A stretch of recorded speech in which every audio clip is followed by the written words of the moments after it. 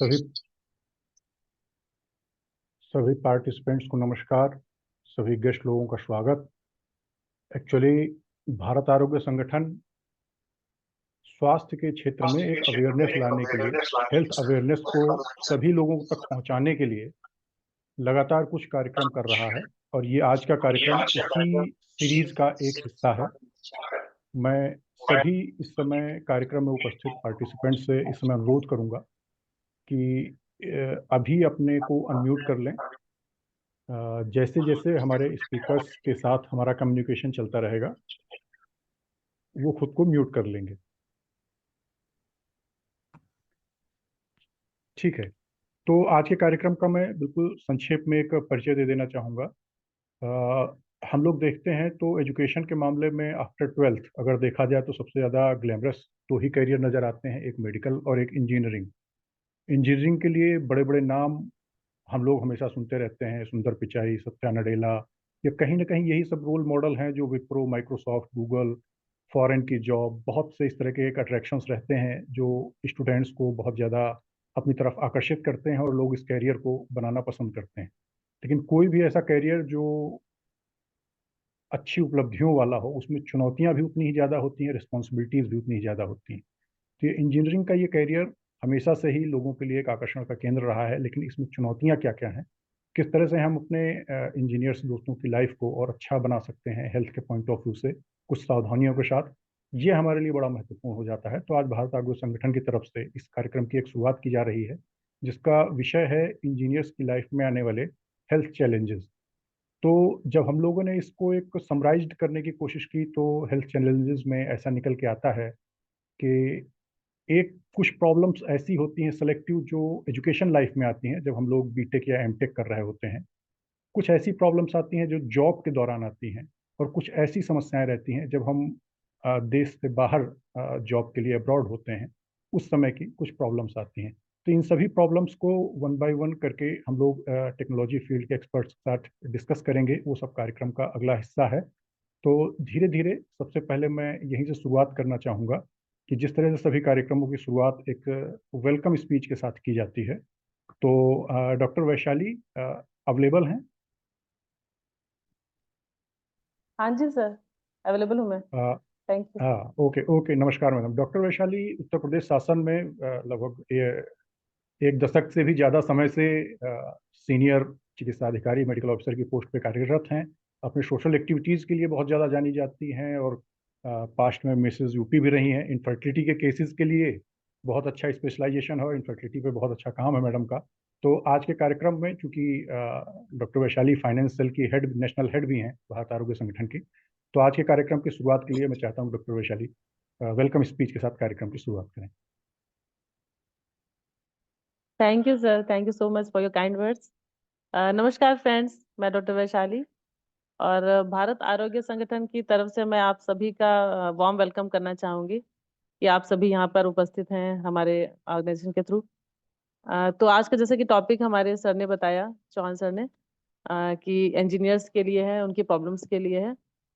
और जैसे कि हमारा संगठन है भारत आरोग्य संगठन, ये हम लोग जो ऑर्गेनाइज करते हैं टॉपिक, डिफरेंट डिफरेंट पर्सन जो हैं अलग अलग फील्ड में हैं, डॉक्टर्स हैं, लॉयर्स हैं, बैंकर्स, टीचर्स, तो उनकी क्या प्रॉब्लम्स रहती हैं, उसी तरह से आज जो हम ऑर्गेनाइज कर रहे हैं ये हमारे अपने इंजीनियर्स के लिए हैं।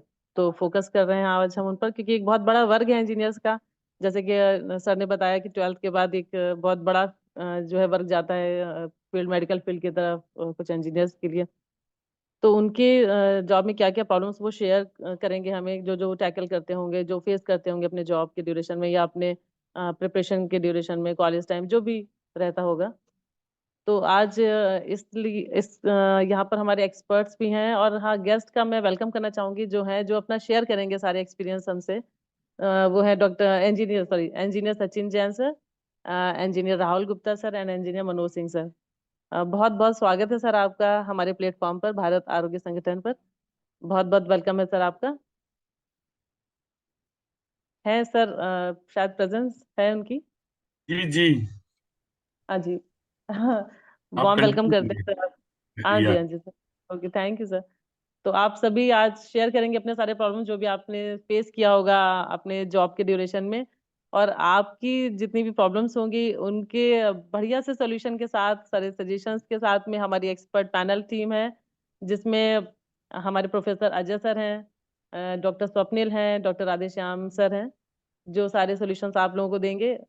हार्दिक धन्यवाद उनका, और बहुत-बहुत वार्म वेलकम उनका मैं करना चाहूंगी भारत आरोग्य संगठन की तरफ से।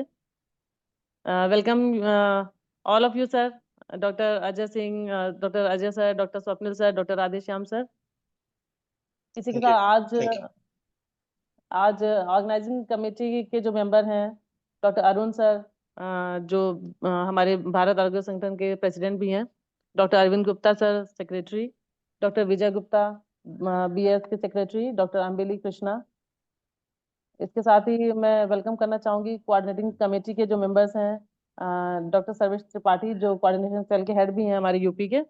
बहुत बहुत स्वागत है सर आपका। डॉक्टर आरती सिंह, डॉक्टर गौरव शर्मा, और इसके साथ ही जो मेंबर हैं doctor Ketan, doctor Anuradha, doctor Akhilesh, उन सबका भी बहुत बहुत हार्दिक स्वागत है हमारे संगठन में। Thank you so much sir, and thank you all of you sir. मैं अब इनवाइट करना चाहूंगी organising secretary doctor SP Chauhan sir को, कि वो इस चीज को आगे बढ़ाएं, आज का जो भी हमारा कार्यक्रम है उसको आगे बढ़ाएं। Thank you doctor Vaishali. Thanks for your thank sweet you. Words. आगे के कार्यक्रम में जैसे हम लोग एक भूमिका देख ही चुके हैं कि आज हम लोग इंजीनियर्स की लाइफ में आने वाले हेल्थ चैलेंजेस के बारे में डिस्कस करने वाले हैं। इसको हम लोगों ने 3 पार्ट में बांधा है। इसको हम लोग बिल्कुल समराइज्ड वे में पहले आपसे डिस्कस कर लेना चाहते हैं। पहला पार्ट है जब स्टूडेंट लाइफ रहती है एक इंजीनियर की जब एक स्टूडेंट लाइफ रहती है तो ऐसी सिचुएशन में बीटेक एमटेक करते हुए तमाम तरह की प्रॉब्लम्स उनको फेस होती हैं। दूसरे चैलेंजेस तब आते हैं जब वो अपने जॉब में जाते हैं। एक हेक्टिक जॉब मानी जाती है, कंटिन्यूअस पीसी पे बैठे रहना और एक बहुत ही रिस्पॉन्सिबल वर्क को करना है। कई बार आप नेशन में, कई बार नेशन से अब्रॉड कनेक्ट रहते हैं लोगों के साथ में, तो इसके दौरान भी तमाम तरह की परेशानियां आती हैं। और तीसरी चुनौती तब हम देखते हैं जब एक अच्छे ड्रीम करियर की चाहत में हम लोग एक प्रमोशन कह लीजिए या अपना एक ड्रीम कह लीजिए, उसके लिए जब हम देश से बाहर निकलते हैं और उन जगहों पे जाते हैं तो उनके भी अपने कुछ चैलेंजेस हमारे सामने आते हैं। इन तीनों तरह की पार्ट्स पर डिस्कस करने के लिए हम लोग सबसे पहला जो पार्ट है उस पर हम डिस्कस करेंगे स्टूडेंट लाइफ में क्या प्रॉब्लम है, वो डिस्कशन करेंगे इंजीनियर सचिन सर के साथ में। दूसरा जो हमारा पार्ट है जॉब्स के क्या चैलेंजेस हैं उसके लिए हम लोग डिस्कस करेंगे मनोज सर के साथ में। और तीसरा जो हमारा प्रॉब्लम है अब्रॉड में रहने के कारण क्या हेल्थ चैलेंजेस आते हैं, उसके लिए हम लोग बात करेंगे राहुल सर से। तो वन बाय वन करके हम लोग इस चीज़ को शुरू करते हैं और साथ ही साथ हमारे साथ जो कॉमन प्रॉब्लम्स आ सकती हैं उनके लिए जो एक्सपेक्टेड एक्सपर्ट्स हैं उनकी टीम हमारे साथ बैठी हुई है। प्रोफेसर अजय सर हैं जो स्पेशली पंचकर्म के स्पेशलिस्ट हैं, और डॉक्टर स्वप्निल सर हैं जो योगा के स्पेशलिस्ट हैं, और डॉक्टर राधेश्याम तिवारी सर हैं जो मानस रोगों के विषय में विशेषज्ञ हैं। तो इन सभी की एक टीम की तरफ से हम लोग इस पर डिस्कशन करेंगे वन बाय वन लेके इस कार्यक्रम की हम लोग आज शुरुआत करने जा रहे हैं। लेकिन एक सबसे खास चीज़ जो मैं सभी लोगों को बताना चाहता हूँ अपने गेस्ट के बारे में, एक अच्छे करियर के लिए हमेशा से ही पेरेंट्स चिंतित रहते हैं कि अपने बच्चे को कितने बड़े हाई प्रोफाइल स्कूल में डालें, बहुत बड़े किसी इंग्लिश मीडियम कॉन्वेंट स्कूल में डालें, कितनी बड़ी कोचिंग कराएं। सबसे मजे की चीज़ है कि इंजीनियरिंग की ऊंचाइयों को छूने वाले हमारे तीनों जो आज के सम्मानित गेस्ट हैं, तीनों के तीनों गवर्नमेंट कॉलेज से बिलोंग करते हैं। और ये बड़ी खुशी की बात है, बड़े प्राउड की बात है कि आप उस जगह से निकले हैं जहाँ पे सच पूछे तो आज लोग अपने बच्चों को पढ़ाई के लिए डालना भी नहीं चाहते हैं। ये कहीं ना कहीं ये चीज़ दिखाती है कि जब आपके अंदर मेहनत करने का जज्बा हो और आप कठिन मेहनत करने के लिए तैयार हो जिंदगी में, तो कुछ भी हासिल कर सकते हैं। एक इंजीनियर के रूप में एक खुद का अपना एक कंपनी चलाना, अब्रॉड में रह के जॉब करना, हाई एमएनसीज में, बड़ी बड़ी एमएनसीज में जॉब करना, अमेरिका जैसे जगहों में सेटल होना, लगभग इन्हीं ख्वाब के साथ लोग इंजीनियर बनने का सपना देखते हैं। और आप लोगों ने उन ऊंचाइयों को तब छुआ जबकि आप सभी का बैकग्राउंड एक गवर्नमेंट कॉलेज से पढ़े हुए स्टूडेंट के रूप में है। तो ये सभी लोगों के लिए, आज के पेरेंट्स के लिए एक मैसेज भी है कि ऊंचाइयों को छूने के लिए बहुत पैसा खर्च करना जरूरी नहीं है। बच्चों के अंदर वो एक सही दिशा में उनको ले जाना जरूरी है। हार्ड वर्क करेंगे तो सफलता जरूर मिलेगी। तो मैं आज के कार्यक्रम की शुरुआत करना चाहूँगा अपने पहले गेस्ट के साथ, सचिन सर के साथ में। सचिन सर का बैकग्राउंड अगर देखें तो आईआईटीएन है, ये इटसेल्फ अपने आप में एक बहुत बड़ा ब्रांड है। इसके आगे शायद इंजीनियरिंग के क्षेत्र में लगभग किसी तरह के परिचय की जरूरत नहीं रह जाती। और उससे भी बड़ी चीज़ ये है कि मोटरोला जैसी कंपनी के में काम करने के बाद, जैसा कि अक्सर होता है कि टैलेंट के साथ ही एक समस्या अक्सर आ जाती है, तो कुछ ना कुछ फिर ये सोचने लगते हैं कि हम खुद को कैसे, अपनी ही कंपनी क्यों ना रन करें। तो उसी सोच के साथ सर ने अपने प्रोजेक्ट को शुरू किया, और जो इफोस डॉट इन और ईपी इन्फोस प्राइवेट लिमिटेड के डायरेक्टर के रूप में बहुत ही सक्सेसफुल तरीके से अपने करियर को आगे बढ़ा रहे हैं। लगभग 2 लाख से ज़्यादा बच्चों को स्किल के रूप में, स्किल ट्रेनिंग के रूप में, एजुकेशन के रूप में, या उनको जॉब दिलाने में सर का बहुत बड़ा योगदान रहा है।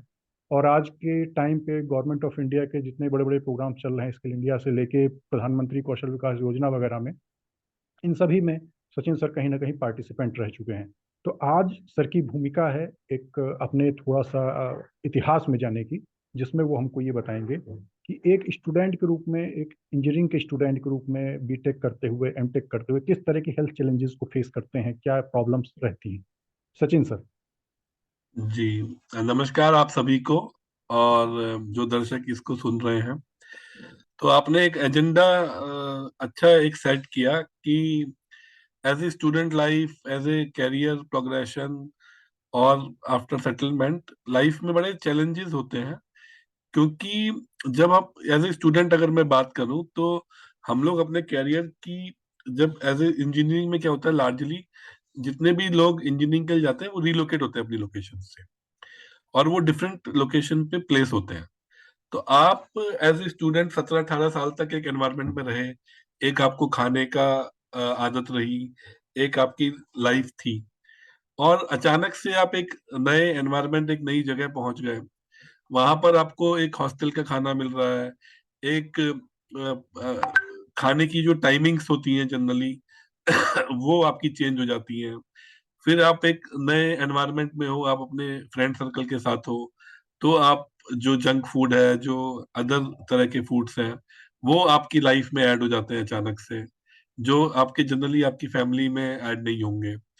और उसके अलावा जो लाइफ बैलेंस आप बोलोगे as a student when we join, तो आप एक्सप्लोर करना चाहते हो चीजें। आप आज की डेट में, जब हम लोग पढ़ते थे तो खैर उतना कंप्यूटर और ये सब नहीं था, तो हम लोग तो केवल गप्पे ही मारते थे रात रात तक ज्यादातर। बट आजकल की जो नई जनरेशन है, वो स्क्रीन टाइम उसका बहुत ज्यादा हो जाता है। लेट इवनिंग तक वो अगर देखेंगे तो 2 बजे तक, 3 बजे तक जो है स्क्रीन टाइम पे रहती है। फिर उसको मॉर्निंग में क्लास के लिए भी जाना है, तो वो एक अचानक से लाइफ का पूरा चेंज होता रहता है।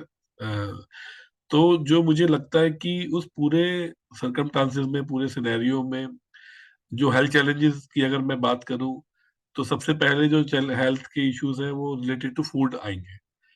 कि आपको जो है इन्फेक्शंस हो सकते हैं, फूड इन्फेक्शंस रिलेटेड जो होते हैं, जो हम लोग देखते भी है। मैं अभी भी कॉलेज से जुड़ा हुआ हूँ, और मैं देखता हूँ जनरल जो है, एक तो एनवायरमेंटल चेंजेस की वजह से कई तरह के लोगों को इन्फेक्शन कह सकते हो आप, या कई तरह की जो है वो हो जाते हैं, सर्दी हो गया, जुकाम हो गया, वो एडजस्ट नहीं कर पाते नए एनवायरनमेंट में अपने आप को। फिर दूसरा, उनको फूड का सबसे ज्यादा देखने में आता है कि फूड उनको एडजस्ट नहीं हो पाता, स्पेशली अगर स्टेट का चेंजेस हो। अगर साउथ का बंदा अगर नॉर्थ में आ जाए, नॉर्थ का बंदा कोई तमिलनाडु चला जाए, साउथ चला जाए, बेंगलोर चला जाए, तो उसको वो एडजस्ट करने में दिक्कत आती है। Many times it leads to food poison, it leads to infection. तो वो सारा एक इशू होता है। फिर जो अभी सिटिंग की वजह से, आप इतना ज्यादा सिटिंग कर रहे हो, तो लोग अपने जो रूटीन्स होते हैं एक्सरसाइज के, वो सब भूल के उसमें एक जंक फूड और उसके ऐड होने की वजह से उस तरह के जो ऑप्शंस है, आप बोल सकते हो कि अ, थोड़ा मोटापा बढ़ गया है, उस टाइप के भी ऑप्शंस थोड़े आते हैं, जो चैलेंजेस होते हैं स्टूडेंट्स को। और इसके अलावा तो मुझे लगता है कि स्टूडेंट्स लाइफ में यही मेजर चैलेंजेस है। एक तो एनवायरनमेंट चेंजेस के जो रहते हैं मोस्टली, और फूड से रिलेटेड जो रहते ओके, थैंक यू सर। हैं। या नेक्स्ट स्टेप में अगर अब हम जाएं, स्टूडेंट लाइफ में बहुत सारी चीज़ें आई, फूड बहुत बड़ा चैलेंज है।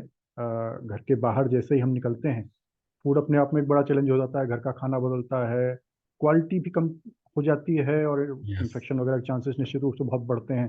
घर से बाहर निकलने का एक स्ट्रेस भी होता है, नया फ्रेंड सर्किल, नया एनवायरनमेंट के एक्सपोजर्स में कई तरह की एलर्जिक डिसीजेज होना शुरू हो जाती हैं, किसी को एलर्जिक सर्दी डिसीज। जुकाम खांसी वगैरह। लंबे समय तक बैठे रहने वाला जॉब है, स्क्रीन शेयर करना है, आईज पे भी इफेक्ट आएगा, बैक पे कमर पे भी कुछ लोगों का इसका इफेक्ट आने लगता है, ओबेसिटी वगैरह बढ़ने लगती है। बहुत तरह की ऐसी चेंजेस हैं जो स्टूडेंट लाइफ में इंजीनियरिंग के स्टूडेंट्स के लिए स्पेसिफिकली बन जाती हैं। तो थैंक यू सर। जरा इससे आगे का हम एक और स्टेप लेते हैं कि अगर यही इंजीनियर क्वालिफाइड होने के बाद में जॉब पे जाता है तो हमारे पास क्या चैलेंजेस आते हैं, उनको जरा देखते हैं, फिर समराइज रूप में सभी जो प्रॉब्लम्स निकल के आएंगी उन पर वन बाय वन अपने हेल्थ एक्सपर्ट से बात करना शुरू करेंगे। तो मनोज सर इस समय हमारे साथ हैं। तो good evening, good morning everyone. So मैं हाँ, मैं अभी आपका बहुत ही अच्छी चीज़ है, क्योंकि आज ऑस्ट्रेलिया, अमेरिका और भारत के लोग जब एक साथ बात कर रहे हैं तो टाइम जोन का सेट करना भी इस प्रोग्राम के लिए हमारे लिए बड़ा चैलेंजिंग था, क्योंकि कहीं पे रात है, कहीं पे दिन है और कहीं पे शाम है, वही आलम है। तो गुड मॉर्निंग, गुड नाइट और गुड इवनिंग सब कुछ सुनाई देगा। तो मनोज सर का अपना एक बहुत अच्छा बैकग्राउंड रहा है और एक वो ऐसी प्लेस पे बैठे हुए हैं, मुझे लगता है कि हर इंजीनियरिंग का स्टूडेंट कभी कभी इस तरह का एक ड्रीम देखता है कि भाई अमेरिका जाके सेट होने का चांस मिलने वाला है क्या। तो ये तो सच है कि हाँ, इस ड्रीम को पूरा होने का भी एक सुकून है, लेकिन इसके साथ साथ कुछ चैलेंज भी आते हैं लाइफ में। तो उस तरह के चैलेंजेस के बारे में आज मनोज सर इस पर डिस्कस करने वाले हैं कि क्या हेल्थ संबंधी प्रॉब्लम्स आती हैं इस तरह के अचीवमेंट्स के बाद भी। तो मनोज सर आप शुरू कीजिए कि जॉब में क्या प्रॉब्लम्स आ रही हैं इंजीनियर्स को। सो मेनली जो मैंने देखा यहाँ पर after US settle, so major issue is like extreme weather condition. अभी यहाँ पर जो टेम्परेचर है दिन में -5 डिग्री सेंटीग्रेड है, मतलब रात में -10 12, मतलब अभी और ज़्यादा सीवियर हुआ।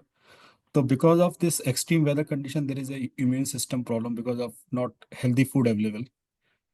सेकेंड सिचुएशन यहाँ पे मैंने देखा है कि यहाँ पे बिकॉज ऑफ नॉर्थ अमेरिका, यहाँ पर 6 मंथ ऑलमोस्ट सनलाइट कम रहता है, exposure of sunlight is very less, so vitamin D deficiency is major problem in even the US citizen also, and the people who settled from India, they also facing the issue. So because of vitamin D deficiency, there is a bone cancer or like bone issues, and there mental issue also there. That is more frequent issues I am seeing. Third is is if it is you are vegetarian, then the vitamin B12 is more. मैंने जो checkup करवाया अपना physical checkup and जब check कराता हूँ, तो most of time my B12 is always low because I'm vegetarian. That is I'm seeing. Next problem is seeing that because of high mental issue, mental stress because of sometimes the visa issue. If visa is not granted in certain time, or there is some questioning from the USICS, I mean the federal. So some that kind of stress is there, and cultural issue because it is a different culture. So mainly when the kids are small, or they go to the new school for initially, so they have different they see the difference between the Indian culture and this culture, so it's little difficult to adjust. So people, the parents are getting stressed due to that mental issue, mental pressure. Second is मतलब next is like food culture obviously, क्योंकि यहाँ पर जो mostly regular food है वो junk food है, like pizza burger, if you are alcoholic then alcohol, so lot of process food, so which is also causing like obesity and other issues, maybe BP issue. And मैंने जो यहाँ पर देखा है mostly लोग क्या है माइक्रोवेव यूज करते हैं, जो ऑलरेडी ठंडा फूड है, आप वॉलमार्ट या ग्रोसरी स्टोर से लेकर आए उसको, आप ये ट्रैवल कर रहे हैं तो आप उसको डायरेक्ट पैकेज्ड फूड को आप डायरेक्ट, जो मोस्टली पैकेज कंटेनर है, those are plastic container, people are using as a microwave to heat more than 2 or 3 minutes, which may lead to the cancer and other different issues because of the container is not glass, it is plastic. So sometime I have seen the issue like because of time zone difference. I used to speak sometime with my parents late night, and I have to go early in the morning. So the sleeping time is not good sometimes, so which may cause the issue because of the lack of sleep, like BP related issue. And there is one more question I would like to ask that यहाँ पर जैसे अभी मैंने बताया temperature बाहर -5 degree centigrade है, मतलब मैं आपको मतलब मेरे को अंदर रूम का घर का जो टेम्परेचर सेटिंग है at least 72 degree Fahrenheit to 74 degree Fahrenheit रखना पड़ता है, that is continuously next 4 month. So उस केस में क्या skin dryness and there may be possibility of skin cancer in long term, मतलब ऐसा डॉक्टर बोलते नहीं है डायरेक्टली इसका reason, but it may be one of the root cause. So those situations are there, even though you are live a good life in US, but it doesn't mean that you have everything available. That's all from my side, I would say. Manoj, okay okay इसका okay, मतलब तो thank you. ये हुआ कि हमारे India में अच्छा है कि अपना मौसम भी सब ठीक है, अब बस थोड़ा पैसे कम है। Okay, thank Pros you, and cons thank तो यू हर जगह मनोज रहता है। सर। Pros and cons तो बहुत हर ही जगह। अच्छे सेलेक्टिव पॉइंट्स आपने बताए कि जिसे कहा जाता है कि हर चमकती चीज के पीछे कुछ नुकसान की भी संभावनाएं रहती है। बिल्कुल है, अमेरिका में इतनी अच्छी अच्छी जो एक ड्रीम प्लेस है, उसके अलावा ये खाने पीने के या वेदर के तमाम चैलेंजेस भी हैं, ये भी हमको समझना रहेगा। इन पर भी आके भी डिस्कशन करते हैं कैसे इस तरह की चैलेंजेस को हम लोग ओवरकम कर सकते हैं कुछ मॉडिफिकेशन के साथ। अगला मतलब स्टेप हम mostly, लेंगे। जी, yeah, Europe also is having the similar issue. What I speak yes with my yes friends. Yes yes yes yes. तो नेक्स्ट स्टेप हमने देखा, एजुकेशन लाइफ के चैलेंजेस देखे, जॉब के चैलेंजेस देखे, अपने ड्रीम प्लेस पे आप जॉब कर रहे हैं फिर भी बड़े बड़े चैलेंजेस हो सकते हैं। अब आते हैं हम इंजीनियर राहुल जी के पास, ऑस्ट्रेलिया में बैठे हुए हैं। उनसे बात करते हैं कि आप अब्रॉड में हैं, 15 सालों से पिछले सिडनी में रह रहे हैं, ऑस्ट्रेलिया में रह रहे हैं, भारत से निकल के गए हैं। एक IITian है वो भी, और एक अच्छे ब्रांड के साथ एक इंजीनियर हैं, अच्छी जगह पे सेटल हैं। इसके अलावा उनकी लाइफ में क्या चेंजेस आते हैं जब आप अब्रॉड में रह रहे होते हैं, ऐसी सिचुएशन में क्या क्या प्रॉब्लम्स हमको आती हैं, इसके बारे में हम लोग बात करेंगे राहुल जी से। और बहुत बढ़िया चीज़ है कि उन्होंने एक वेजिटेरियन इनिशिएटिव चालू कर रखा है कि सभी लोगों को वेजिटेरियन होने के लिए प्रमोट कर रहे हैं, अच्छी हेल्थ के लिए प्रमोट कर रहे हैं, और ये बहुत अच्छी चीज़ें हैं। तो उन पर इन सब चीज़ों के बारे में जानेंगे। तो राहुल जी, आप अवेलेबल हैं? Thank you, Satyaprakash, for inviting me. Yeah, so मेरा journey has been काफ़ी diverse रहा है। तो starting from बुलंदशहर, आपने mention किया कि मैं गवर्नमेंट स्कूल से पढ़ा था, which is a matter of proud for me. उसके बाद फिर बंगाल में खड़गपुर से मैंने इंजीनियरिंग की। वहाँ पर वेदर काफ़ी चेंज था, वहाँ पे it was hot and humid, तो उसकी उसकी वजह से भी मुझे कुछ इश्यूज हुए, स्किन एक्ने रैशेज हुए वहाँ पे, आई थिंक।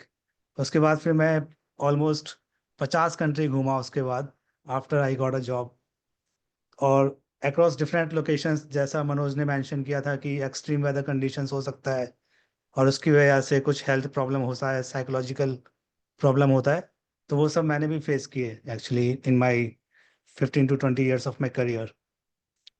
तो मेजर वन अगर मैं बताऊं तो सिंगापुर में हुआ था। तो सिंगापुर में I was there for 3 years, और सिंगापुर का जो थोड़ा क्लाइमेट और weather conditions is very unique.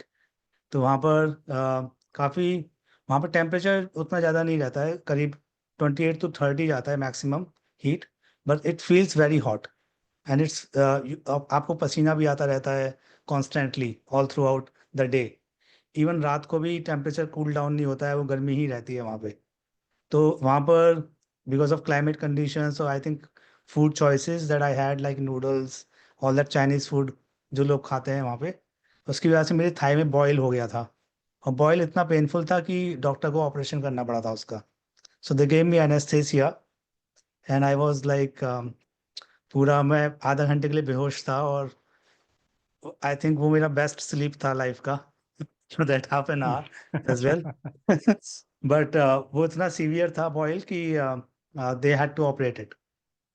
हाँ, तो वो एक मेरा बड़ा इशू हुआ था सिंगापुर में। उसके बाद मैं जब ऑस्ट्रेलिया आया, तो यहाँ पर मैंने अपनी वाइफ से भी बात की कि आपने क्या प्रॉब्लम फेस की एज अ वीमेन। तो उन्होंने भी मेंशन किया कि उनका हेयर फॉल होने लगा और स्किन ड्राई का इश्यू होने लगा, क्योंकि यहाँ का जो सन है वो भी काफ़ी डिफरेंट है। यहाँ पर स्किन कैंसर केसेस बहुत ज़्यादा होते हैं ऑस्ट्रेलिया में। तो आई थिंक जो जोग्राफिकल लोकेशन है ऑस्ट्रेलिया का, उसमें सन का रेज उस तरह से आता है कि यहाँ पर मैक्सिमम अल्ट्रावायलेट वायलेट रेडिएशन होता है। तो इसकी वजह से skin rashes, skin dryness, skin cancer होता है यहाँ पे। तो आई थिंक स्किन का बड़ा इशू रहता है व्हेन यू मूव अराउंड, और हेयर फॉल भी हो गया because of change of water and weather conditions. उसके बाद स्ट्रेस भी रहा all throughout little bit, you have to work with it. I think Sachin ने भी मेंशन किया था कि when you go out college life में कुछ हैंडल हो जाता है, बट फिर भी ये रहता ही है।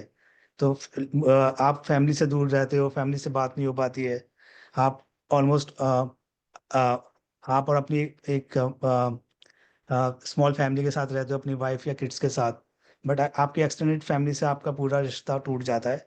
तो उसकी वजह से भी कुछ लोनलीनेस इश्यू कुछ लोगों को हो जाता है, जो मुझे भी हुआ था। उसके बाद स्लीपिंग पैटर्न भी थोड़ा सा डिस्टर्ब होता है। कुछ लोगों की जॉब होती है जिसमें उनको इंडियन टीम के साथ भी थोड़ा सा कोलैबोरेट करना पड़ता है अपने काम में। तो and then they have to balance out कि किस टाइम जोन में काम करना है। तो उसकी वजह से थोड़ा स्लीप इश्यूज हो सकते हैं लोगों को, जो मुझे भी होते हैं और अभी भी होते हैं। और फिर यहाँ का आप देखोगे अब्रॉड में वर्क डिसिप्लिन बहुत डिफरेंट रहता है। यहाँ पर जैसे इंडिया में होता है कि लोग चाय पीने के लिए चले जाते हैं, सिगरेट पीने के लिए चले जाते हैं, थोड़ा सा आधा घंटे का ब्रेक हो गया, फिर they work for 2 hours and then they take another half an hour break. And इस वजह से वो करीब 10 से 12 घंटे तक काम करते हैं ऑफिस में। सो ये इंडिया का पैटर्न है, क्योंकि मैंने भी इंडिया में शायद 1 से 1.5 साल काम किया था, तो मुझे पता है कि वहाँ पर किस तरह से काम होता है। बट आप अगर अब्रॉड जाओगे तो वहाँ पे काम बिल्कुल डिफरेंट तरह से होता है। आपको सिर्फ आधे से पौना घंटे का सिर्फ लंच ब्रेक लेना होगा in through out the day, और आपको सिर्फ 7.5 से 8 घंटे ऑफिस में रहना होता है। उसके बाद यू आर डन। तो basically you are working for 3 hours, 3.5 hours in a batch in the morning, और फिर उसके बाद आप लंच कर रहे हो करीब आधा से पौना घंटे का। वो भी मोस्टली लोग डेस्क पे करते हैं, उसके लिए भी आप लोग बाहर नहीं जाते। और फिर उसके बाद 4 से 4.5 घंटे आप फिर से काम करते हो लग के, और देन यू आर डन। तो उसकी वजह से कुछ प्रोडक्टिविटी इश्यूज भी हो जाते हैं, बिकॉज कुछ लोगों को आदत होती है एक पर्टिकुलर वे में काम करने की इंडिया में, और अगर आप इंडिया से दूसरी जगह आ रहे हो तो आपको वर्क डिसिप्लिन एकदम से बदलना पड़ रहा है। तो उसकी वजह से भी कुछ कुछ प्रोडक्टिविटी इश्यूज मैंने नोटिस किए हैं लोगों के होते हुए, जो मुझे भी हुए थे। That's all okay from my side. Okay okay okay Rahul भाई, thank you for sharing your views. अब जितनी भी सारी प्रॉब्लम्स हम लोगों ने सुनी, right from bachelor to job and abroad settlement, इन सभी का एक कंक्लूसिव वे में हम लोग देख रहे हैं तो कुछ फिल्टर होकर क्वेश्चन आ रहे हैं। जस्ट लाइक जैसे एक टेम्परेचर का issue, extremely cold weather, B12 D3 की डिफिशियंसी पर भी बात की गई, ये भी बड़ी अच्छी चीज़ है। तीसरी चीज hair fall, dryness of skin eye, ये भी एक बड़ा चैलेंज है। स्ट्रेस, ये अपने आप में एक चैलेंज निकल के आता है। फूड हैबिट्स, फूड्स की चैलेंजेस, ये भी एक नई प्रॉब्लम है। कंटिन्यूस वर्क करना, डेफिनेटली स्क्रीन पर जो हम लगातार काम करते हैं, ब्राइट स्क्रीन पर काम करते हैं, थोड़ा सा आई स्ट्रेन या आई रिलेटेड प्रॉब्लम्स भी आती हैं। कंटिन्यूस सिटिंग इटसेल्फ ये एक स्पाइन की प्रॉब्लम या ओबेसिटी जैसा मेटाबॉलिक प्रॉब्लम्स भी क्रिएट करता है। लैक ऑफ एक्सरसाइज वगैरह की चीज़ें भी आती हैं। तो इन सारी चीज़ों को अगर समराइज करके हम अपने हेल्थ एक्सपर्ट्स के साथ डिस्कस करना चाहें तो इनके प्रैक्टिकल सॉल्यूशन क्या हो सकते हैं। Means we are not today discussing about the prescription of medicine that if someone have deficiency of vitamin D3 then you have to take D3 sachet weekly, then we are not going on that pattern। हमको ये करना है कि जो life हम जी रहे हैं उसमें अपने फैमिली में जो हमारे किचन में अवेलेबल है चीज़ें, उनमें से कुछ मॉडिफाई कर सकते हैं, कुछ एक्सरसाइजेज वगैरह को ऐसा कुछ ऐड कर सकते हैं क्या जो सबके लिए ईजी हो। क्योंकि हम ट्रीटमेंट पे बात नहीं कर रहे हैं, हम थोड़ा सा प्रिवेंशन साइड को देख रहे हैं कि ये चीज़ें ना हो, इनको अवॉइड कैसे कराया जाए। हो जाएंगी तो उसके लिए मेडिसिन ऑलरेडी अवेलेबल हैं, दैट इज सेकेंड पार्ट। तो इसके लिए हम लोग अपने एक्सपर्ट से एक एक करके जरा डिस्कस करना शुरू करेंगे। जैसे एक पहला प्रॉब्लम आता है टेम्परेचर को लेके। टेम्परेचर पे बात करने के लिए मैं दो तरह की चीज़ें डिस्कस करना चाहूँगा। एक्सट्रीमली कोल्ड वेदर है, सन नहीं निकल रहा है, D3 B12 वगैरह ये सब जो डेफिशिएंसी है उसको एक ही चेन में हम लोग लेके डिस्कस करेंगे। तो बहुत ज़्यादा ठंडी है, क्या हमारे पास कुछ ऐसे फूड आइटम्स हो सकते हैं जो इस कोल्ड को टॉलरेट करने के लिए हमको बॉडी को फिट बनाएं, या कुछ ऐसी प्रोसेसेस हो सकती हैं, स्पेसिफिक एक्सरसाइजेज, वो एक्सरसाइजेज जो चेयर बैठ के की जा सकती है, जिसके लिए जिम जाने की जरूरत ना हो, जल्दी उठने की जरूरत ना हो। क्योंकि प्रैक्टिकल लाइफ में इन्हीं चीज़ों को एक सॉल्यूशन के रूप में अडॉप्ट किया जा सकता है। तो डॉक्टर स्वप्निल अवेलेबल हैं हमारे साथ। Doctor Swapnil. Yes, sir, I'm here. Okay, thank you sir. Doctor Ajay. हाँ, मैं डॉक्टर अजय। अवेलेबल हूँ। Okay okay okay sir. तो हम लोगों ने ये दोनों ये क्वेश्चन आप लोगों के स्पेशलाइजेशन से रिलेटेड है, दोनों लोगों से वन बाय वन मैं इस पर आंसर लेना चाहूँगा। पहली चीज तो है, डॉक्टर स्वप्निल से चलते हैं, योगा के एक्सपर्ट हैं, he is MD in yoga, associate professor हैं, एक नोन पर्सनैलिटी हैं योगा के फील्ड में। तो पहला मैं चीज ये जानना चाहूंगा, क्या हमारे पास कुछ एक, आप कई बार चेयर योगा की बात करते रहते हैं कि लोग अपने जॉब पे हैं, अपने प्रोफेशन में हैं, बैठे हुए हैं, बैठे बैठे काम करना है, उसी समय कुछ ऐसी प्रक्रियाएं कर लें, बॉडी को वार्म रखने वाली कुछ ऐसी क्या एक्सरसाइजेज हैं जो सिंपल हो, घर पे की जा सकती हों और कॉन्फिडेंशियल हो, रिसर्च बेस्ड हो, जो रिजल्ट देती हैं? Doctor Swapnil sir. जी जी सर, नमस्कार sir, good evening, good afternoon, good night, जैसे जो लोग जहाँ पे हैं उन सब के लिए। जैसे कि हमारे एक्सपर्ट्स ने यहाँ पे बताया, हमारे जो गेस्ट हैं उन्होंने बताया कि उनको एक्सट्रीम वार्म या एक्सट्रीम कोल्ड वेदर फेस करना पड़ा। डाइट हैबिट्स की बात हुई और प्रॉब्लम्स की बात हुई, शेड्यूल की बात हुई कि आपको पहले ज़्यादा बैठना होता है, फिर लंच है, ब्रेक है, आपकी सीट पे ही है, और उसके बाद आपको फिर से वर्क करना है, तो मूवमेंट नहीं है और आपको सिटिंग वर्क बहुत ज़्यादा है। तो सबसे पहले कोल्ड वेदर की जहाँ तक बात करें या हॉट वेदर की बात करें, हाइड्रेशन उसका एक मेन सॉल्यूशन है sir. Hydration, either you are in warm climate और cold climate, you have to drink plenty of water. ऐसा नहीं है कि आपको देखा जाए डिहाइड्रेशन केवल गर्मियों में होगा। इनफैक्ट विंटर्स में डिहाइड्रेशन की समस्या बहुत ज्यादा देखने को मिलती है in comparison to summers, because summers में वी ड्रिंक वाटर, हमें प्यास लगती है। विंटर्स में हमें उतनी प्यास फील नहीं होती, but due to extremely cold climate हमारी बॉडी थोड़ी सी सूखती जाती है। कहते हैं ना, जैसे वो उस ठंड के कांटेक्ट में आएगी तो थोड़ा वाटर कंटेंट वहां से इवेपोरेट होता रहता है।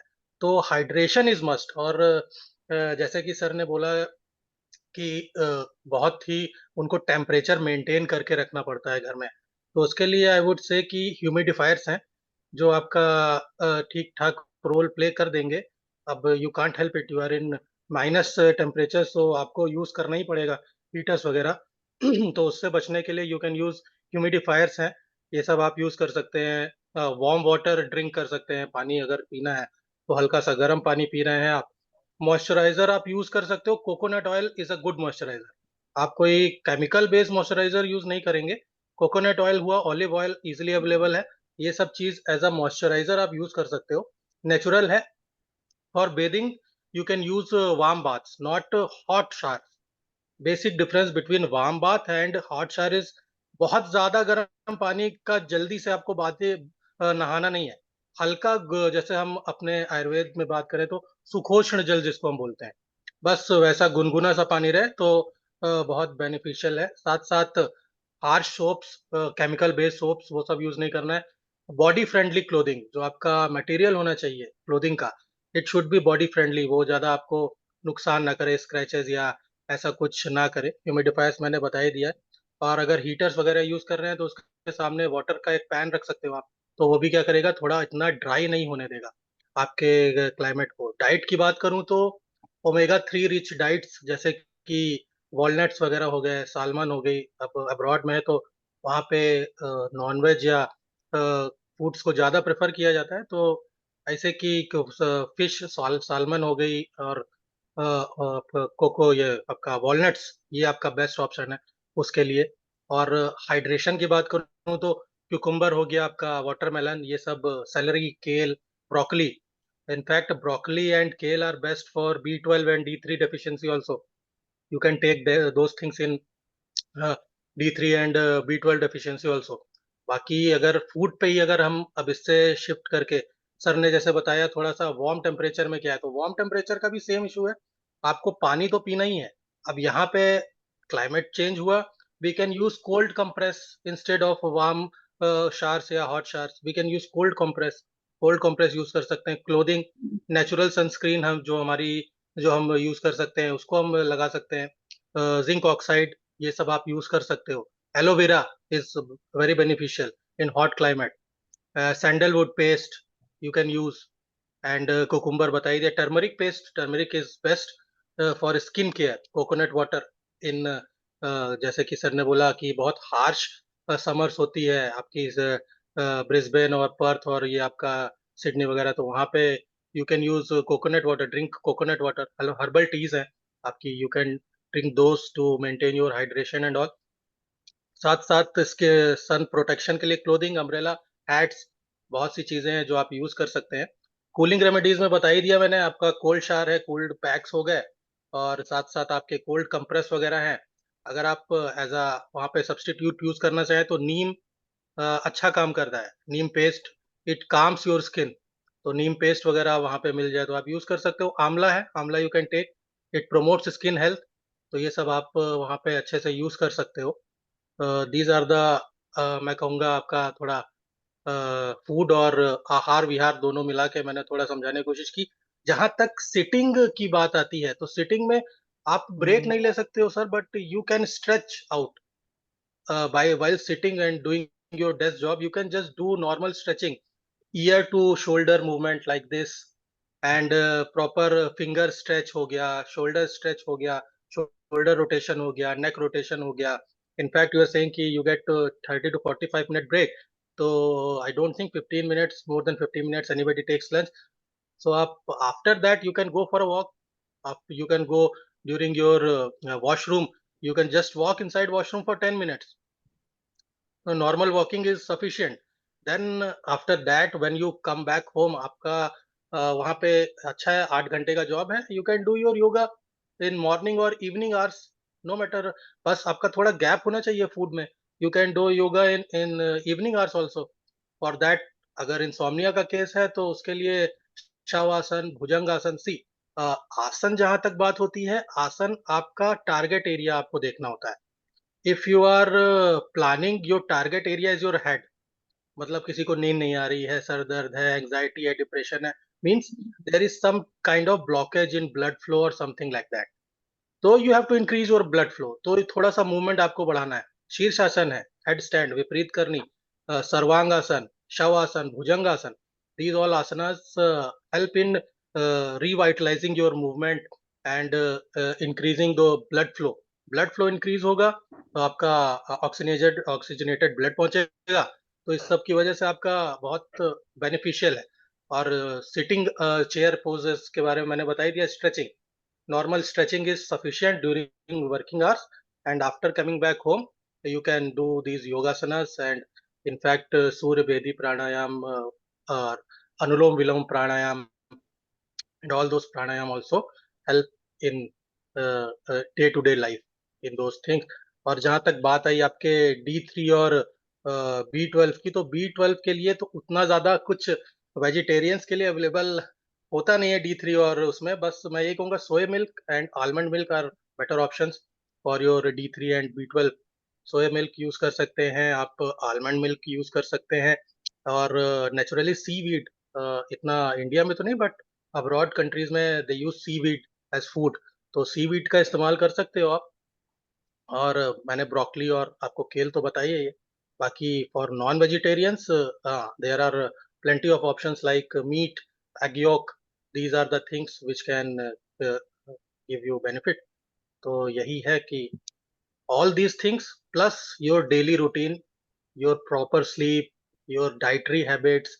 जैसे सर ने एक पॉइंट शुरुआत में बोला था कि जब हम लोग हॉस्टल में रहते हैं तो हमारी डाइटरी हैबिट्स उतनी अच्छी नहीं होती. हम कहीं जाते हैं तो हम वहाँ के फूड से एडजस्ट नहीं हो पाते हैं, फूड से एडजस्ट नहीं हो पाते हैं, but fruits are same every place. सेब आप चाहे यूपी में खाओ, सेब आप चाहे केरला में खाओ, सेब सेब ही है. आम चाहे आप यूपी में खाओ चाहे केरला में खाओ, नट्स. तो you can slowly gradually you can take those foods. आप वहाँ की फूड हैबिट्स धीरे धीरे अपना सकते हो. साथ साथ आपके ये जो क्या बोलते हैं, नट्स हो गए, फ्रूट्स हो गए, ये सब आप यूज करो, तो आपको इतना ज्यादा वहाँ पे सडन जो चेंज फील होता है वो सब आपको देखने को नहीं मिलेगा. आई होप मैं अपनी तरफ से आपके डाउट्स कुछ क्लियर कर पाया होगा. Yes sir. एक दो क्वेश्चंस और हैं आपसे रिलेटेड. क्या कुछ ऐसी एक्सरसाइज हो सकती हैं जो बॉडी को जैसे वार्म एनवायरनमेंट में कुछ कूलिंग इफेक्ट दे सकें, या कुछ एक्सट्रीमली कोल्ड वेदर में कुछ बॉडी को टेम्परेचर को वार्म कर सकें, ऐसा कुछ? हाँ sir, there are plenty of. सब प्राणायाम की बात करें तो भस्त्रिका है, भ्रामरी है, कपाल भाती is best. Kapalbhati for increasing heat in the body. Surya Bhedi pranayama is best. तो ये सब आप सडनली अगर कपाल भाती आप रेगुलर ही प्रोसेस में ले आओगे, बट आई मस्ट से कि थोड़ा प्रिकॉशन के साथ. If somebody is having high BP और हाइपरटेंशन का इशू है तो अवॉइड करना पड़ेगा इन सब को यूज करने से, ट्राई करने से पहले. तो better consult a yoga specialist in your region first. before proceeding with all these. ऐसा नहीं blindly you follow these things, but हाँ, शीतली, शीतकारी and चंद्रभेदी प्राणायाम, अनुलोम विलोम, ये सब उतना ज्यादा बॉडी पे हार्श नहीं है. You can do those things normally. Shavasana is best. Meditation, proper sitting and doing Omkar is good. So you can do all those things. Okay, उम्मीद करते हैं आपने बहुत सारे जो प्राणायाम या आसन के बारे में बातें बताई, इनके कुछ अगर आपके वीडियोस रहेंगे आप शेयर करेंगे और हम अपने सभी एक्सपर्ट्स के पास और हाँ अपने यूट्यूब चैनल के माध्यम से लोगों तक पहुंचाने का प्रयास yes, करेंगे. बिल्कुल इसी बिल्कुल चीज पर आगे हम पूछते हैं डॉक्टर अजय सर से. अजय सर, ये जो चीजें निकल के आई, जैसे एनवायरनमेंट रिलेटेड है, स्किन कैंसर बहुत ज्यादा है ऑस्ट्रेलिया में, ये वाली एक चीज बताई राहुल भाई ने. दूसरी चीजें हेयर फॉल वगैरह की प्रॉब्लम्स भी साथ साथ देखी जा रहे हैं, स्किन के रैसेस वगैरह की चीजें देखी जा रही हैं. इस तरह की प्रॉब्लम्स के लिए क्या किया जा सकता है? ये तो एक बड़ी चैलेंजिंग प्रॉब्लम है, लाइफ थ्रेटनिंग प्रॉब्लम्स हैं स्किन वगैरह पे, स्पेशली स्किन, हेयर फॉल, ये प्रॉब्लम. दूसरा एक और चीज़ें जैसे लॉन्ग सिटिंग वाली चीज़ें आ रही हैं, थोड़ा सा स्पाइन रिलेटेड प्रॉब्लम्स भी कहीं ना कहीं बनती हैं. इसके लिए क्या किया जा सकता है? Thank you doctor Chauhan. सबसे पहले तो मैं वेलकम करना चाहूँगा अपने गेस्ट्स का. और देखिए कितना कोइंसिडेंस है कि 3 एक्सट्रीम कंडीशंस में हो रहा है ये वेबिनार. इसको ऑर्गेनाइज करना अपने आप में एक चैलेंज था. कहीं पे रात के 12 बजे हुए हैं, कहीं पे सुबह के 8 बजे हुए हैं. हम लोग तो बीच में, मान लीजिए इंडियन कॉन्टिनेंट में हम लोग बीच में अटके हुए हैं. तो हमारे गेस्ट ने अपना समय निकाला, इनके लिए बहुत बहुत धन्यवाद है. और जैसा डॉक्टर जी, आपका मैं इसलिए इतनी सारी थोड़ा चीजें बताई, इंटरप्ट करूंगा. ये बिल्कुल सही आप बता रहे हैं. मनोज भाई ये भी ऑफिस जाने के लिए बैठे हैं और उधर राहुल भाई अपना निद्रा के आगोश में जाने के लिए परेशान है, रात हो रही होगी तो तो वही बिल्कुल कह सही रहा हूँ चीज मैं कही कि आपने. अपने आप में एक चैलेंजिंग काम था जो आपने पूरी तरीके से कोऑर्डिनेट करके पूरा किया इसको. लेकिन ज्यादा समय नहीं लूंगा मैं. जैसा डॉक्टर स्वप्निल ने बताया, ढेर सारी बहुत ही अच्छी चीजें, बहुत ही अच्छा इन्फॉर्मेशन उन्होंने दिया. कुछ चीजें जैसे कि कुछ चीजें तो हम बदल नहीं सकते, जो एनवायरमेंट उनको तो हम नहीं बदल सकते, क्योंकि जो एक्सट्रीम है वो एक्सट्रीम है, हमेशा रहेगा. हमको अपने हिसाब से अपनी बॉडी को चेंज करना पड़ेगा. और उससे रिलेटेड जो भी प्रॉब्लम्स आती हैं, जैसे अगर आप एक्सट्रीम कोल्ड कंडीशन में हो तो आपको उस हिसाब से आपके फूड को चूज करना पड़ेगा. जैसे हॉट फूड का जनरली एक बेसिक नेचर होता है कि जो भी कॉम्प्लेक्स कार्ब्स होते हैं वो कंपेरेटिवली, सिंस डाइजेशन में उसको ज़्यादा समय लगता है, बॉडी इसलिए ज़्यादा हीट जनरेट करती है. ये बेसिक कंसेप्ट होता है. जो भी कॉम्प्लेक्स कार्ब्स होते हैं, होल ग्रेन्स होते हैं, ये कंपेरेटिवली बॉडी में हीट जनरेट करते हैं. इस तरीके के फूड आइटम को आप अपने उसमें यूज कर सकते हो. नॉन वेजिटेरियन हो तो आप मीट यूज कर सकते हो.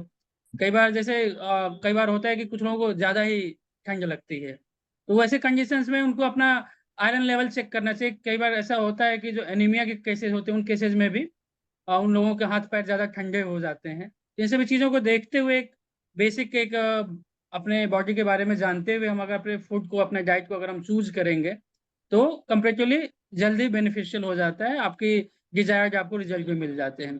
जहाँ तक रही बात हेयर फॉल की या स्किन ड्राइनेस की, तो सेम थिंग वहाँ पे भी वो होता है. जैसे हेयर फॉल है, जहाँ एक्सट्रीम कंडीशन होंगी, सिंस हमारा जो एक्सपोज्ड एरिया है उसके ऊपर ही सबसे ज्यादा इफेक्ट आएगा. स्कैल्प का एरिया सबसे ज्यादा एक्सपोज्ड रहेगा. वैसे स्किन के हमारी जो एरिया एक्सपोज्ड है वही ज्यादा ड्राई रहती है, क्योंकि जनरली जो बॉडी का जो मैकेनिज्म होता है वो स्किन सरफेस से जो भी हीट, सिंस ठंडी के समय में जल्दी से उसका बॉडी हीट को रिजर्व नहीं कर पाती, इसके लिए अपने बॉडी को कवर करके रखेंगे आप कंपेरेटिवली, तो ड्राइनेस कम रहेगी. ज्यादातर ड्राइनेस वहीं पे आती है जो एरिया एक्सपोज्ड रहता है. तो एक चीज ये हो सकती है कि आप अपनी बॉडी को गर्म रखो. दूसरी चीज ये है कि बॉडी को कवर करके रखो.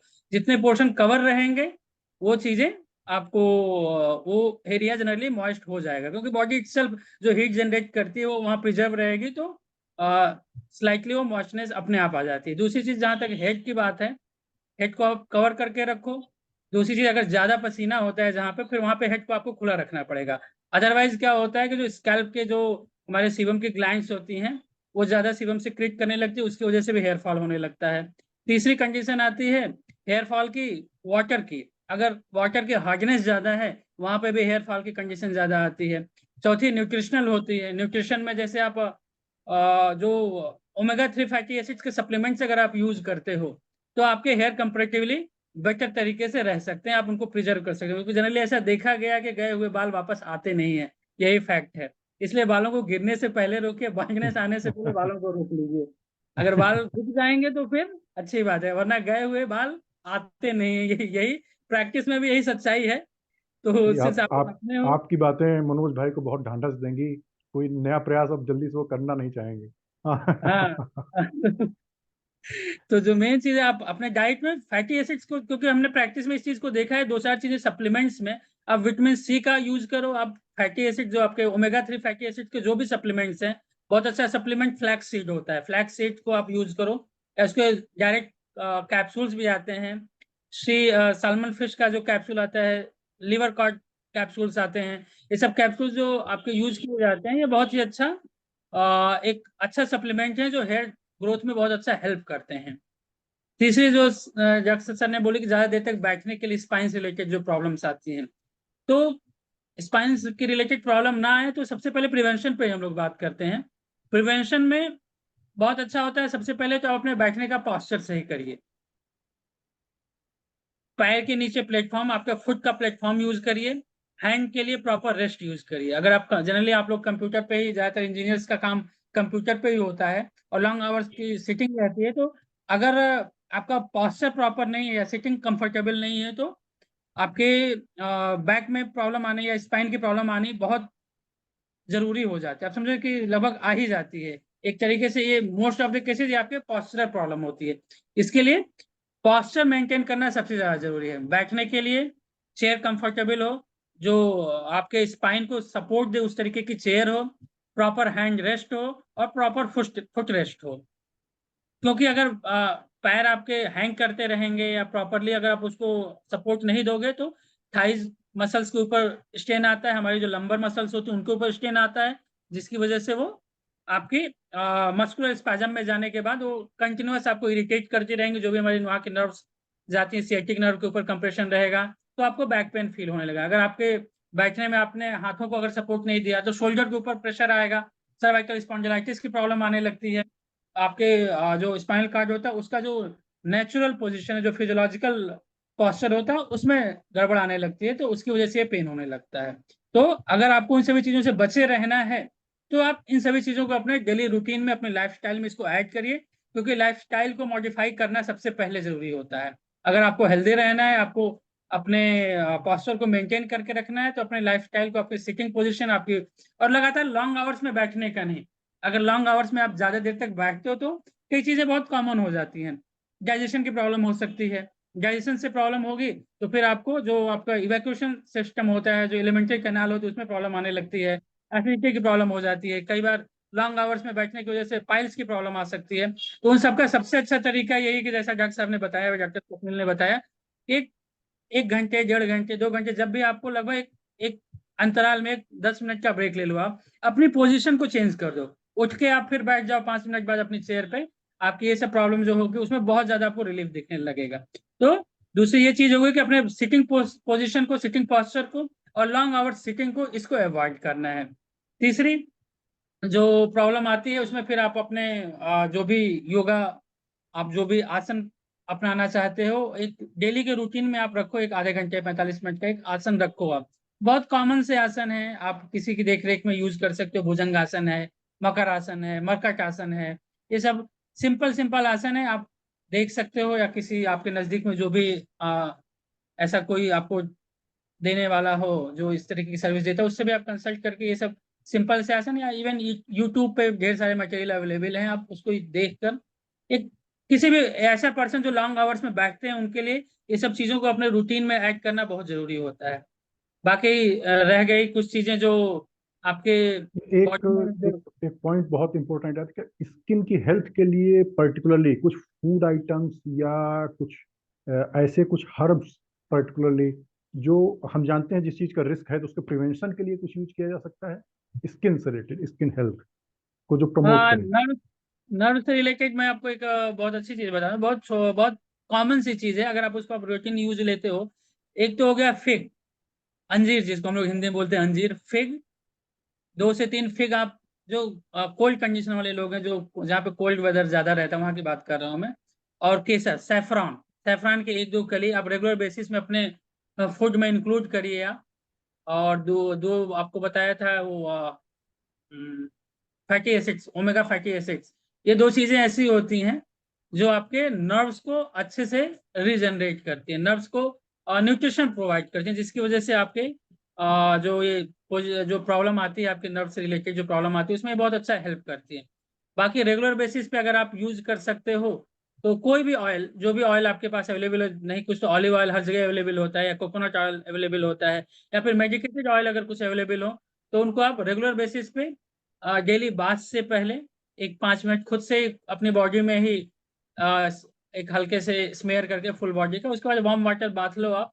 आपको आयुर्वेद में बोला भाई 2-3 बहुत अच्छी बोली गई कि अभ्यंगम वातहरम नित्यम, मतलब जो रेगुलर बेसिस पे अगर आप अभ्यंग मतलब ये फुल बॉडी मसाज खुद से भी करते हो आप, तो आपकी 2-3 चीजें हैं जो आप बहुत ही अच्छी रहेंगी। एक तो आप हमेशा यंग रहोगे, बुढ़ापा आपका देर से आएगा, बॉडी का ब्लड सर्कुलेशन बढ़ने की वजह से, और जो मसल्स होती है उनको एक पावर मिलने लगती है, इससे एक तरीका पैसिव एक्सरसाइज हो जाता है। तो ये सब चीजें जो होती हैं कि आपकी बॉडी को रिजुविनेट करने के काम में आती हैं। बाकी मेडिसिन तो ढेर सारी आती है, मेडिसिन के बारे में हम लोग कभी अलग से बात कर लेंगे, ऐसा कुछ रहेगा तो। बाकी एक तीसरा कुछ और डॉक्टर साहब आपने बोला था एक स्किन मैंने पर्टिकुलरली स्किन, जैसे ऑस्ट्रेलिया में स्किन कैंसर वगैरह केसेस ज्यादा है, तो स्किन की हेल्थ को मेंटेन करने के लिए हम सामान्य रूप से कुछ अपनी डाइट्स में मॉडिफिकेशन करके, या कुछ ऐसी हर्ब्स जो इजीली अवेलेबल हों, जिनको यूज किया जा सकता हो, जो Yes. एक बड़ा अच्छा आयुर्वेद का एक कॉन्सेप्ट है, उस पर मैं थोड़ा सा डिस्कस करना चाहूँगा। एक आयुर्वेद का कॉन्सेप्ट है, श्लोक में उसका मीनिंग ये है कि अगर जमीन बंजर हो तो उसमें कितना भी अच्छा सीड बीज डाल दीजिए, कितनी अच्छी वहाँ की हवा रहे, सूरज का टेम्परेचर रहे, वो नहीं उगेगा तो नहीं उगेगा। सामान्य भाषा में मैंने बात की है। एक्चुअली उसी तरह से अगर हमारी हेल्थ या इम्यून सिस्टम स्ट्रांग रहे, तो किसी भी तरह के जो स्किन इन्फेक्शंस हैं, अगर वो बॉडी के अंदर आएंगे भी तो वो ग्रो नहीं कर पाएंगे और हमको बीमार नहीं बना पाएंगे। मतलब हमको अपनी बॉडी को एक तरह से स्टराइल जमीन की तरह बना लेना है पैथोजेंस के लिए। तो ऐसी कुछ चीजें अगर हम करें, जैसे स्किन पे रिस्क है कि स्किन में स्किन कैंसर हो सकता है, तो हम कुछ ऐसी चीजें यूज करें जो स्किन की हेल्थ के लिए अच्छी हो, ताकि अगर एक्सपोजर होता भी है तो हम उससे बचे रह सकें। यस। तो जैसा अभी हम बात भी कर रहे थे हम लोग, सबसे पहले तो जो फुल बॉडी का नॉर्मल ऑयल यूज करो रेगुलर बेसिस पे, नहीं कुछ मिलता है तिल तेल सिसमी ऑयल हर जगह अवेलेबल है, ऑलिव ऑयल लगभग हर जगह अवेलेबल है, तो आपको डेली रूटीन में अपने आप लोग ऐड करो। तो उससे क्या होगा कि 2 चीजें होती है, तो आपकी बॉडी को एक सन प्रोटेक्शन फिल्म भी मिल जाती है, भले लेकिन एक प्रोटेक्शन फिल्म मिल जाती है, जिससे कि जो भी रेज अगर आ रही होंगी तो उनसे थोड़ा सा बचाव होगा। दूसरा जो बताया गया कि जो अपनी बॉडी को, अपने शरीर को उस तरीके से आप तैयार करो जिससे कि जो भी, क्योंकि ये लगभग हर आदमी के लिए अवेलेबल है। आप देखो कि नेचर में जो जैसे कोई भी बीमार पड़ता है तो उस सीजन का उसके ऊपर दोष दिया जाता है कि सीजन खराब हो इसकी वजह से बीमार पड़े, लेकिन वो सीजन बहुत से ढेर सारे लोगों के लिए सेम सीजन सेम इन्वायरमेंट में ढेर सारे लोग रह रहे हैं, लेकिन गिनती के 2-4-10 लोग ही बीमार पड़ते हैं। ऐसा क्यों? क्योंकि यहीं पे हमारी इम्यूनिटी, हमारी बॉडी का जो सिस्टम है, ये डिफेंस सिस्टम जिसको हम कहते हैं, बॉडी का डिफेंस मैकेनिज्म जो है वो यही काम करता है। तो अपने बॉडी को इस तरीके से आप तैयार करो, अपनी बॉडी की इम्यूनिटी को बढ़ाओ, जिससे कि आपकी बॉडी हर इस तरीके की कंडीशन को सहने के लिए तैयार हो सके। इसमें एक सबसे अच्छा रोल होता है आजकल बहुत ज्यादा फैशन में भी, फैशन कहूंगा मैं इसको, इंटरमिटेंट फास्टिंग। फास्टिंग का बहुत ही अच्छा रोल है आपकी बॉडी की इम्यूनिटी क्रिएट करने में। आप फास्टिंग करो, फास्टिंग करने का मतलब इतना है कि आपके भूख से आप थोड़ा सा खाना कम खाओ और एक लिमिटेड में खाओ। और तीसरी चीज ये है कि जब भूख लगे तब खाओ। ये 2-3 चीजें ऐसी होती हैं जिनको अगर आप अपने लाइफस्टाइल में अपनाते हो, क्योंकि बहुत सिंपल सी चीज है, आपको भूख लगती है तब खाना खाओ, भूख ना लगे तो खाना मत खाओ, आप स्किप करो मील। और जब दिन भर में अगर आपको 5 बार भी भूख लगती है तो आप अपने भूख से थोड़ा सा कम खाओ। इससे क्या होता है कि बॉडी के अंदर की जो अग्नि, मतलब आयुर्वेद का जो कंसेप्ट कहता है कि बॉडी के अंदर का जो डाइजेस्टिव फायर होता है, जब वो इंक्रीज करता है तो बॉडी के अंदर जो जमा हुए टॉक्सिन्स हैं उनको निकालता है, उनको वो डाइजेस्ट करना चालू करता है। और एक बार जो बॉडी के अंदर एक्यूमुलेटेड टॉक्सिन्स है, अगर एक बार वो खत्म हो गए तो फिर आपकी बॉडी फिर से क्लीन, न्यू और डिटॉक्स अपने आप हो जाती है। तो एक फिजिकल डिटॉक्स हम लोग पंचकर्म वाले कराते हैं, जो एक प्रोसीजर्स होते हैं, उसके डिफरेंट प्रोसीजर्स होते हैं जो हम लोग करते हैं। और दूसरा स्लो एंड स्टेडी प्रोसेस में आप फास्टिंग करके भी डिटॉक्स कर सकते हो, उल्लंघन कर सकते हो जिसको हम कहते हैं। तो वो एक बहुत अच्छा प्रोसीजर होता है अपने बॉडी की इम्यूनिटी को बढ़ाने के लिए। प्लस आपके फूड हैबिट्स, फूड जो है उसको आप सही करो। आप हैवी फूड मत लिया करो, जो भी पचने में ज्यादा समय लेते हैं वैसे फूड, जो डाइजेस्ट होने में ज्यादा टाइम लेते हैं वैसे फूड, या जो ज्यादा ऑयली फूड्स हैं उन सभी की चीजों को आप यूज करोगे तो उससे बॉडी का इम्यून सिस्टम के ऊपर भी रिस्पॉन्स आता है। तीसरी चीज जो बहुत अच्छी होती है आपके फूड में, काऊ घी का यूज करना, जो आपकी आंखों के लिए, जैसे एक टॉपिक अभी आंखों के ऊपर भी चल रहा था, तो आईज के लिए काऊ घी बहुत अच्छा होता है। काऊ घी हो गया, आंवला हो गया, जैसे डॉक्टर स्वप्निल ने भी बताया कि आंवले का यूज जो होता है बहुत अच्छा होता है। ऐसे त्रिफला रसायन, त्रिफला जो लगभग हर कंट्री में त्रिफला के नाम से ही बिकता है और बहुत ही अच्छा नेचुरल डिटॉक्स के रूप में यूज किया जाता है। तो आप त्रिफला को अपने डेली के रूटीन में ऐड करो आप, उससे बॉडी की जो इम्यून सिस्टम भी स्ट्रांग होता है, बॉडी चीजों को सहने के लिए बॉडी अपने उस हिसाब से अपने आप को तैयार करती है कि जो भी एक्सट्रीम कंडीशन आती है उसके हिसाब से बॉडी अपने आप चीज़ों को तैयार करने लगती है कि सिर्फ अपने छोटे से लाइफस्टाइल के मॉडिफिकेशन से, अपने डाइट के मॉडिफिकेशन से हम ये सब चीज़ों को अचीव कर सकते हैं। Okay okay, thank you sir, बहुत सारी चीज़ों के बारे में आपने बहुत अच्छी जानकारी दी। अब एक टॉपिक अभी भी थोड़ा मिस हो रहा है, स्ट्रेस कई बार आता है, इस पर चर्चा होती है हमारे साथ में।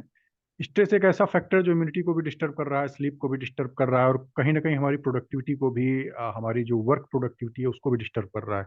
हमारे साथ डॉक्टर राधेश्याम तिवारी सर हैं। डॉक्टर राधेश्याम, आप अवेलेबल हैं? यस सर, यस सर, आवाज आ रही है? एमडी हैं मानस रोग में ही और बीएचयू के बड़े अच्छे रिनाउंड प्रैक्टिशनर हैं। साथ ही साथ इंडिया के एक known professor RS. Singh sir रहे, उनके साथ सर का काम रहा है, पद्मश्री अवार्डेड डॉक्टर थे। तो थोड़ा सा ये स्ट्रेस है, स्ट्रेस जो देख ही रहे हैं आप, उसके बारे में सब कुछ आप जान ही रहे हैं। समराइज्ड वे में थोड़ा सा हम लोग जानना चाहते हैं कि क्या कुछ ऐसे फूड में कुछ चीज़ें बढ़ा के या कुछ ऐसी एकल औषधियों के माध्यम से ऐसा कुछ होता है जो हमारी मेंटल हेल्थ को स्ट्रांग करे? जी, सभी को बहुत बहुत नमस्कार। बहुत अच्छा डिस्कशन हो रहा है और मैं अभी तो फिलहाल यहाँ गोंडा में हूँ। यहाँ प्रोफेसर हूँ एक मेडिकल कॉलेज में।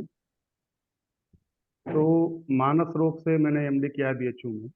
आप सभी इंटरनेशनल एक टॉक शो हो रहा है, बहुत अच्छा लग रहा है मुझे सबको देख करके और बड़ा मानसिक सुकून मिल रहा है। ये बहुत तो अच्छी चीज़ है। तो स्ट्रेस की जहाँ तक बात है, तो स्ट्रेस तो सभी के लाइफ में एक पार्ट है। अगर स्ट्रेस नहीं होगा तो आगे बढ़ेगा ही व्यक्ति। Anxiety is the essential part of the life. Anxiety इतना ज़्यादा एसेंशियल है, बिना एंजाइटी के आदमी बढ़ ही नहीं सकता आगे।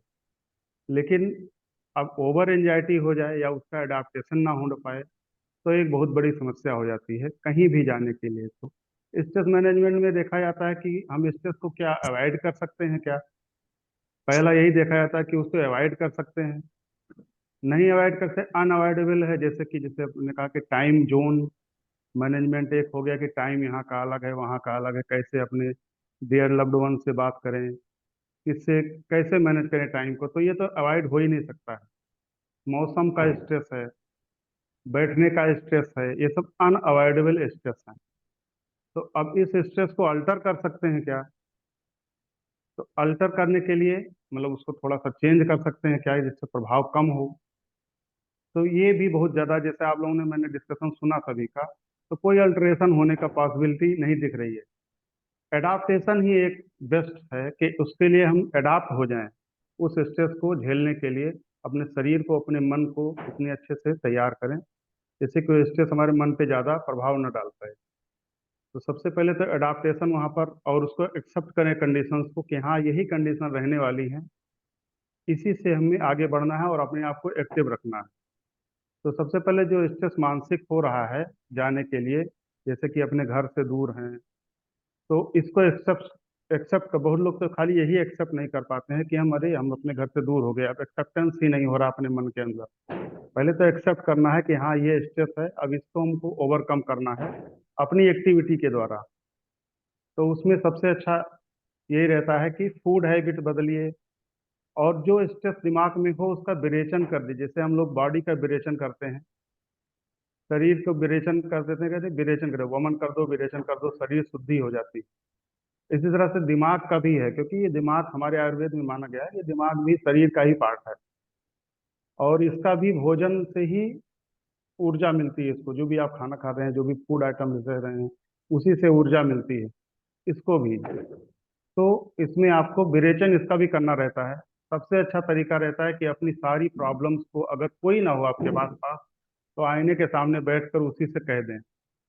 अगर तब भी नहीं आराम होता है तो अपना जो सबसे प्यारा व्यक्ति हो, उससे बात करें, समय का टाइम विंडो आप फिक्स कर लीजिए, टाइम विंडो निकाल लीजिए, उस टाइम में अपनी सारी परेशानियां, जो भी स्ट्रेस फील हो रहा है, जो भी परेशानियां हो रही हूँ, उससे कह दें।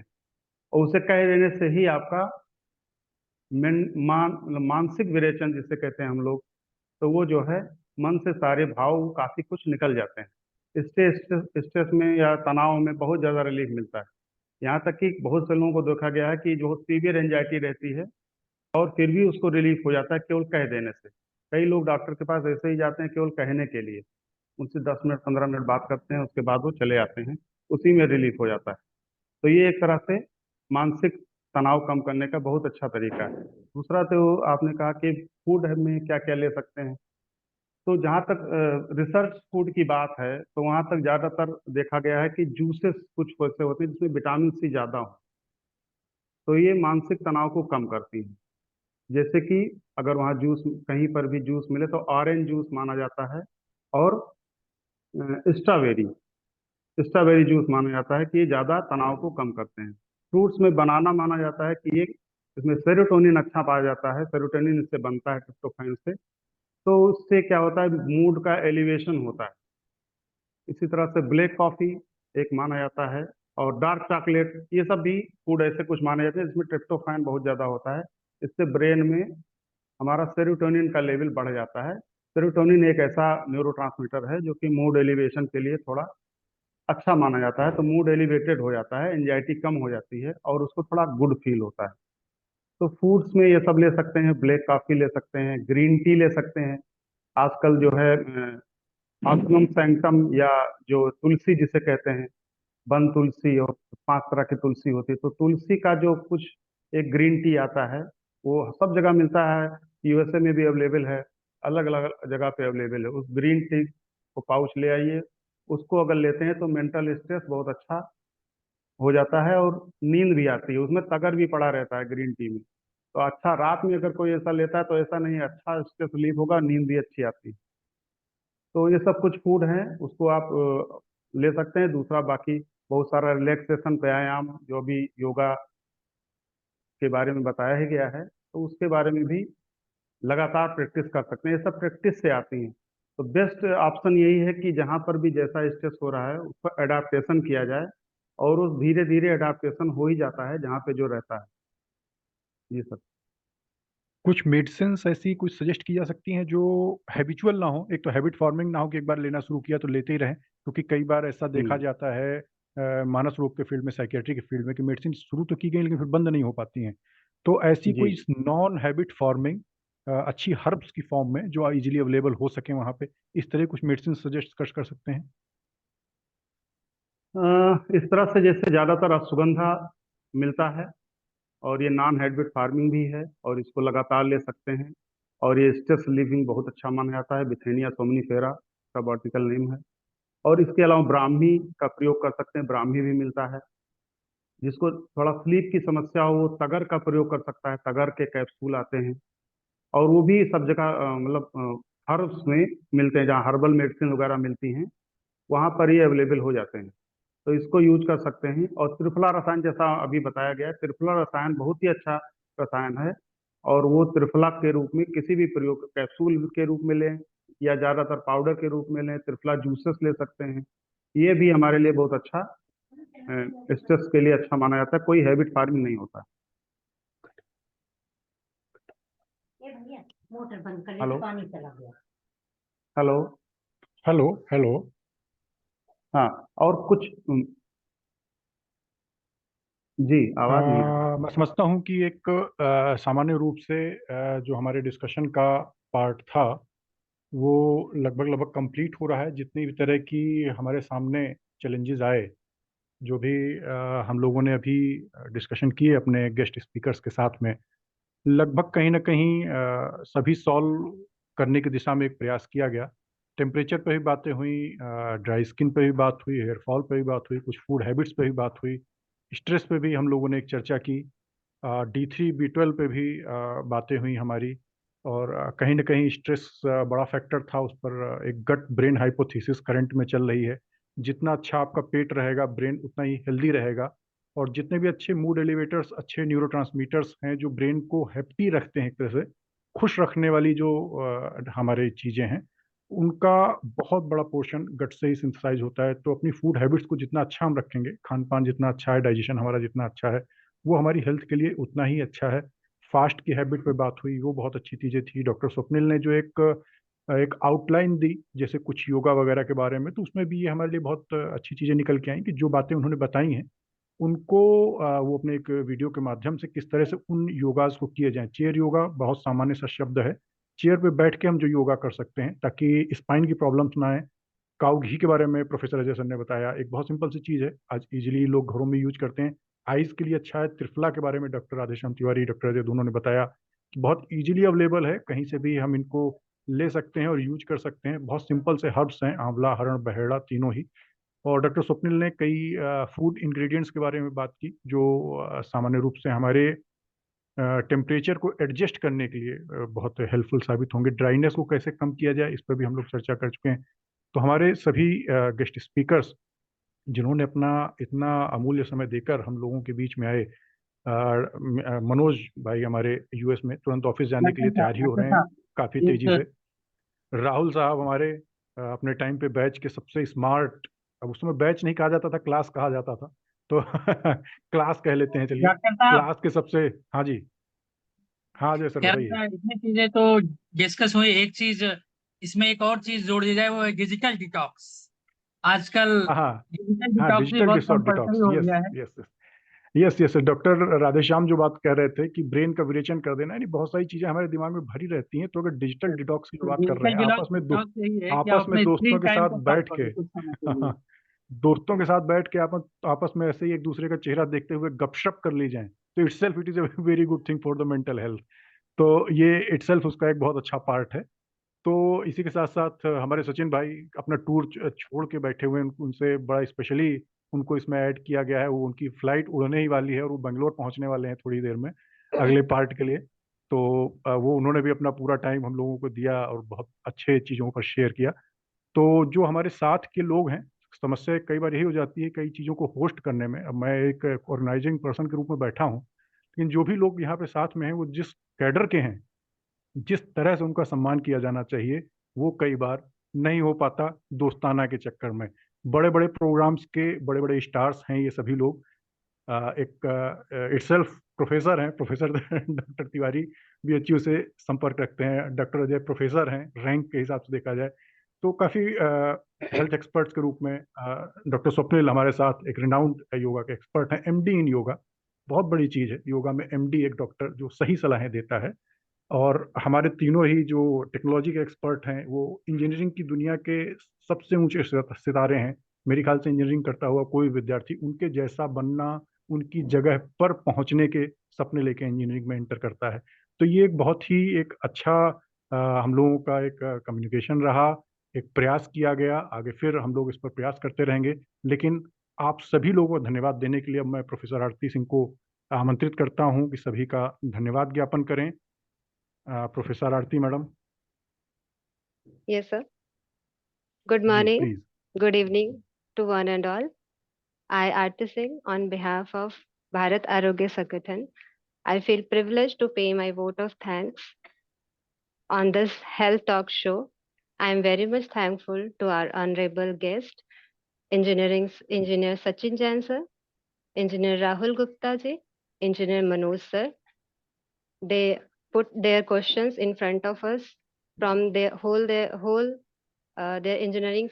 engineering fraternity, and I would like to thank our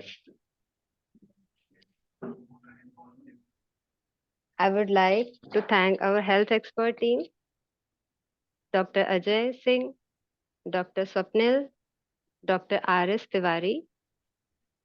They give us their valuable in knowledge and how to deal with the health issues, how to deal with the mental challenges, and one new term which I learned today is the brain variation, which is very much important nowadays. I would like to thank our respected Arun Khere sir, who is the president of Bharat Arogya Sangathan. I am very much thankful to our organizing secretary, Dr. S.P. Chauhan, whole organizing committee.